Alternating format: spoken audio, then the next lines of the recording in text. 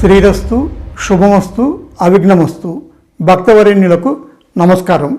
దైవం డిజిటల్ సంపుటి 1 సంచిక 19 రావి చెట్టు మహత్తు శనిపీడ నివారణ. రావి చెట్టును అశ్వత్థ వృక్షం అంటారు. ఇది విష్ణు భగవాను స్వరూపమని ధర్మశాస్త్రాలు చెబుతున్నాయి. వృక్షాల్లో నేను అశ్వత్థాన్ని అంటూ శ్రీకృష్ణ భగవానుడే స్వయంగా భగవద్గీతలో చెప్పాడు. ఇక ఈ సంచిక సమగ్ర సమాచారంలోకి వెళ్దాం.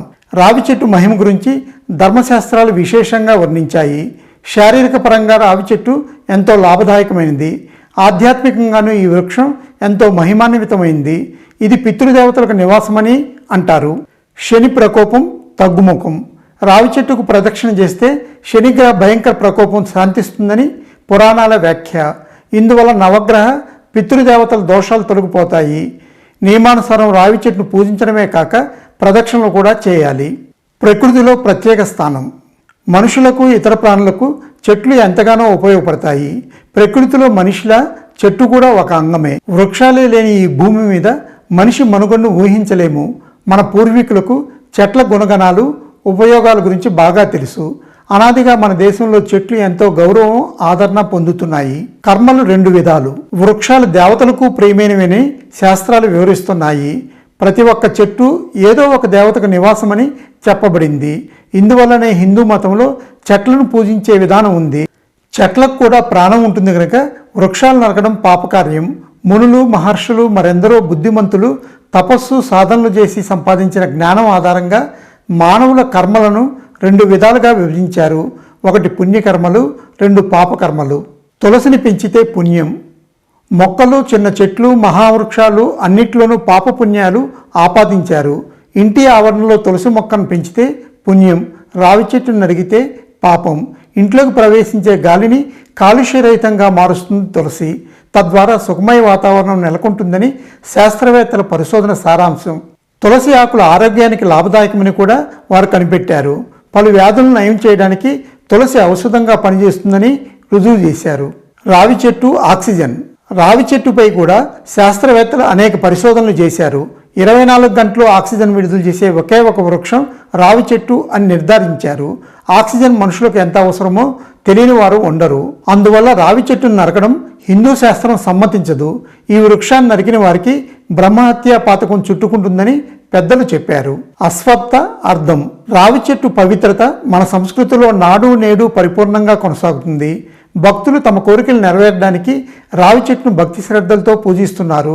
అశ్వత్థ శబ్దం మూల రూపం తైత్తిరీయ బ్రాహ్మణంలో లభిస్తుంది. అగ్ని లేక యజ్ఞ ప్రజాపతి దేవలోకాన్ని వీడి అశ్వంగా మారి అదృశ్య రూపంలో రావి చెట్టును ఆశ్రయించాడు కనుక ఇది అశ్వత్థ వృక్షమైంది. ఆ అంటే నిషేధం, శ్వ అంటే రాబోయే రేపు, తా అంటే స్థిరత్వం. త్రిమూర్తుల నివాసం. రావి చెట్టు పవిత్రత గురించి చెబుతూ దేవతలకు నివాస స్థానమని శాస్త్రాలు కీర్తించాయి. మూలతః బ్రహ్మరూపాయ, మధ్యతో విష్ణురూపిణ, అగ్రతః శివరూపాయ అశ్వత్థాయ నమో నమః. అశ్వత్థ వృక్షమూలంలో విధాత బ్రహ్మ స్వయంగా విరాజమానమై ఉంటాడు. మధ్య భాగంలో విష్ణువు, అగ్రభాగాన పరమశివుడు నివసిస్తుంటారు. ఈ కారణాల వల్ల రావి చెట్టు పూజనీయమైనది. 7 పవిత్ర వృక్షాల్లో 1. బ్రహ్మ వైవర్త పురాణంలోనూ రావి చెట్టు గురించి ఎంతగానో ప్రశంసించారు. 7 పవిత్రమైన వృక్షాల్లో రావి చెట్టు ఒకటని తైత్తిరీయ సంహిత చెబుతోంది. రావి చెట్టు సన్నని కొమ్మలు, ఆకులు, వేళ్ళు, ఫలాలు ఇవన్నీ ఎంతో ఉపయోగకరమైనవి. రావి చెట్టు ప్రత్యేకతను దృష్టిలో ఉంచుకునే దీన్ని పవిత్రమైన పరిశుభ్రమైన చోట నాటాలని ఆదేశించారు. ఈ చెట్టు కింద శ్రద్ధాళువులు కూర్చొని పూజలు పారాయణలు చేసుకోవడం అనాదిగా వస్తోంది. తపో వృక్షం. చెట్లు మనకు ఆక్సిజన్ ఇస్తాయనేది జగమెరిగిన సత్యం. అయితే 24 గంటలు నిరంతర ఆరోగ్యవంతమైన తాజా ప్రాణవాయువును మనకు అందించేది ఒక్క రావి చెట్టు మాత్రమే. ఇది ప్రాణవాయువును తయారు చేసి అందించే కర్మాగారం వంటిది. ఆ చెట్టు ఎటువంటి ప్రతిఫలాన్ని ఆశించకుండా ప్రాణుల మేలుకై నిరంతరం ఆక్సిజన్ విస్తరిస్తూ ఉంటుంది. మునులు మహర్షులు రావి చెట్టు గుణాల గురించి బాగా తెలుసుకున్నారు. అందువల్లనే వారు రావి చెట్టు కింద కూర్చొని తపస్సు చేసే విధానాన్ని కనిపెట్టారు. జగద్గురువు ఆదిశంకరాచార్యులు, గౌతమ బుద్ధుడు వంటి వారు ఎందరెందరో రావి చెట్టు కింద కూర్చొని తపం ఆచరించి జ్ఞానాన్ని పొందారు. శీతలత్వం. రావి చెట్టును శ్రద్ధతో పరిశీలిస్తే దాని ఆకుల్లో తేజస్సు, తాజాతనం, శీతలత్వం కనిపిస్తాయి. అందుకనే మనుషులు రావి చెట్టుకు ప్రదక్షిణలు చేయాలని మన పూర్వీకులు, జ్ఞానులు తెలియజేశారు. ఇలా ప్రదక్షిణలు చేసే సమయమంతా మనం ఆక్సిజన్ క్షేత్రంలో ఉన్నట్లు లెక్క. ఒక రకమైన ఆకుల నుండి ఆక్సిజన్ చిన్న చిన్న బిందువుల రూపంలో ప్రవహించడంతో అవి తడిసిపోతాయి. ఇటువంటి ఆక్సిజన్ ప్రభావంతో మనసు ఎంతో శాంతిని అనుభవిస్తుంది, ఒత్తిడి తగ్గిపోతుంది, వ్యక్తి మనసు ఆధ్యాత్మికత వైపుకు మరలుతుంది. రావి చెట్టుకు ప్రదక్షిణ చేస్తే మంచిదని హిందూ మతం పదే పదే చెప్పడానికి గల కారణాల్లో ఇది ఒకటి.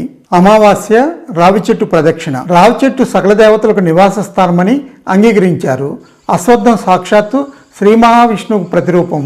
అశ్వత్థ వృక్షం దివ్య పరిక్రమ యోగ్యమైన అలౌకిక శక్తి అని మహర్షులు పేర్కొన్నారు. ప్రత్యేకించి సోమవతి అమావాస్య రోజున ప్రతి ఒక్కరూ రావి చెట్టుకు ప్రదక్షిణ చేయాలని శాస్త్రం నిర్దేశిస్తుంది. సూర్యచంద్రులు ఒకే రాశిలోకి వచ్చినప్పుడు ఆ రోజు సోమవారం కూడా కలిసి వస్తే అప్పుడు సోమవతి అమావాస్య అవుతుంది.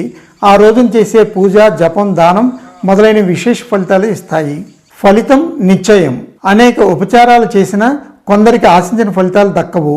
ఏ విషయంలోనూ సఫలత సిద్ధించదు. ధనానికి కొరత ఏర్పడుతుంది. రోగాలతో దుఃఖాలు భయపెడుతుంటాయి. వివిధ మంత్రతంత్రాలు, యంత్రాలను ఉపయోగించినా వారికి ఫలితం కనిపించదు. అటువంటి వారు నిశ్చయంగా లాభాన్వితులు కావాలంటే నియమానుసారం రావి చెట్టుకు ప్రదక్షిణ చేసి ఆ వృక్షరాజాన్ని యథావిధిగా పూజించాలి. అశ్వత్థ వృక్షంలో 33 కోట్ల మంది దేవతలు నివసిస్తారు. అయితే రావి చెట్టులో శనిదేవుడు ఉన్నాడు. ఈ చెట్టు పితృదేవతలకు కూడా నివాస స్థానమని చెప్పారు. అందువల్ల ఈ వృక్ష సన్నిధిలో చేసే ధర్మకార్యాలు వెంటనే ఫలితాలనిస్తాయి. పితృదేవతల ఆశీర్వాదం. భయంకరమైన పితృ ప్రకోపానికి గురైన వారు ధనం, పుత్రులు లేక అశాంతితో బాధపడుతుంటారు. ఇటువంటి వారు రావి చెట్టుకు యథావిధిగా ప్రదక్షిణ చేసి నియమానుసారం ఆ వృక్షరాజాన్ని పూజిస్తే పితృదేవతలు తృప్తి చెంది ఆశీర్వదించడంతో పూజించిన వారు లాభాన్వితులు అవుతారు. రావి చెట్టు తులాదానం. రావి చెట్టుకు 108 ప్రదక్షిణలు చేసిన తర్వాత ఆ పుణ్య ఫలాన్ని తమ పూర్వీకులకు అర్పణ చేయాలి. ఆ తర్వాత తమ క్షేమం కోసం మళ్ళీ 108 సార్లు రావి చెట్టుకు ప్రదక్షిణ చేయాలి. ఆర్థిక శక్తి గల వారు రావి చెట్టు కిందే తమ బరువును అనుసరించి తులాదానం చేయాలి. ప్రతి శనివారం రోజునే కాక శనేశ్వరి అమావాస్య నాడు కూడా నియమానుసారం రావి చెట్టుకు ప్రదక్షిణ చేస్తే ఎదురొచ్చే కష్టాలు పక్కకు తప్పుకుంటాయి. వీర్య దోష నివారణ. రావి చెట్టు నీడ, గాలి పైత్య రసాలను శాంతింపజేస్తుంది. ఈ చెట్టుకు ప్రదక్షిణ చేయడానికి ప్రత్యేకమైన విధానం ఉంది. రావి చెట్టు బెరడు కఫాన్ని నాశనం చేయడమే కాక వీర్య దోషాలను పోగొడుతుంది. గాయాలకు, వమనానికి, అనేక రక్త రోగాలకు ఔషధంగా వాడతారు. జ్ఞాపక శక్తి వృద్ధి. ప్రేత బాధలను దూరం చేయడానికి కూడా ప్రజలు రావి చెట్టును సాధనంగా ఉపయోగిస్తారు. ఈ అశ్వత్థ వృక్షానికి పూజ, అర్చన చేసే విధానం కూడా ఉంది. పిల్లలు లేని స్త్రీలు సంతాన ప్రాప్తికై రావి చెట్టుని ఎంతో శ్రద్ధాభక్తులతో పూజిస్తారు. మస్తిష్క శాంతికి రావి ఆకులను వాడతారు. జ్ఞాపక శక్తిని పెంచడానికి రావి చెట్టు బెరడును వినియోగిస్తారు. Subscribe, like, share, comment. మీరు చూస్తున్న దైవం డిజిటల్ యూట్యూబ్ ఛానల్కు సబ్స్క్రైబ్ చేయండి. తద్వారా దైవం డిజిటల్ వీడియోలు క్రమం తప్పకుండా మీకు అందుతాయి. ఇది పూర్తిగా ఫ్రీ, అంటే ఉచితమని గుర్తు చేయడం. మీ ప్రోత్సాహం మాకు మార్గదర్శనం. రావి చెట్టు శాస్త్రోక్త పూజ. సూర్యోదయానికి ముందు అంటే ప్రాతకాలంలో రావి చెట్టుకు ప్రదక్షిణ చేయదలిసిన వారు ముందుగా పాలు కలిపిన నీటిని ఆ చెట్టుకు సమర్పించాలి. హృదయపూర్వకంగా విష్ణుమూర్తికి నమస్కరించాలి. ఆ తర్వాత కుడివైపు నేతి దీపాన్ని, ఎడమవైపు నూనె దీపాన్ని వెలిగించి ధూపం వేయాలి. నూనె దీపం కింద మినుములు, నల్ల నువ్వులు, నేతి దీపం కింద శనగపప్పు, బెల్లం పెట్టాలి. అనంతరం రావి చెట్టు వేల వద్దనే కూర్చుని గణపతిని ధ్యానించాలి. ఆ తర్వాత ప్రదక్షిణలు ప్రారంభించాలి. ప్రతి ప్రదక్షిణకు ఒక నేతి ఒత్తిని వెలిగించి దీపంలో ఉంచాలి. కొంత మిఠాయి, పండ్లను ఒక పాత్రలో ఉంచాలి.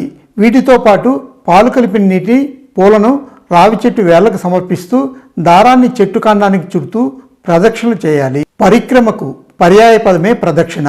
రావి చెట్టుకు ప్రదక్షిణ చేసేటప్పుడు ఓం నమో భగవతే వాసుదేవాయ అంటూ ద్వాదశాక్షరి మంత్రాన్ని జపించాలి. ఈ విధంగా 108 ప్రదక్షిణలు పూర్తి చేయాలి. ఆ తర్వాత రావి చెట్టును పట్టుకుని ప్రార్థించాలి. అనంతరం ప్రసాదాన్ని స్వయంగా స్వీకరించి ఇతరులకు పంచిపెట్టాలి. ఈ పూజా విధానం వల్ల 108 ఆవులను దానం చేసిన పుణ్యఫలం దక్కుతుంది. దీన్ని ఆచరించే జాతకుల సంకల్పం సిద్ధించి ప్రగతి పదంలో ముందుకు వెళ్తారు. పాప విముక్తి. రావి చెట్టును పూజించేవారు బాలహత్య, గోహత్య, బ్రహ్మహత్య, విశ్వాసఘాతం మొదలైన అతి నికృష్ట పాపాల నుండి విముక్తులవుతారు. అఖండమైన శాంతిని అనుభవిస్తారు. రాత్రిపూట సుఖంగా నిద్రిస్తారు. ఏ రకమైన ఆపద నివారణకైనా రావి చెట్టుకు ప్రదక్షిణలు చేయడం, ఆ వృక్షరాజాన్ని పూజించడం రామబాణాల్లా పనిచేస్తాయి. ఈ ప్రయోగం వల్ల రోగులు వ్యాధి విముక్తులు అవుతారు. విద్యార్థులు చదువులో ముందుకు వెళ్తారు. పెళ్లి అడ్డంకులు తొలగుతాయి. వ్యాపారం వృద్ధి చెందుతుంది. పాడైపోయిన ఇల్లు మళ్ళీ నిలబడుతుంది.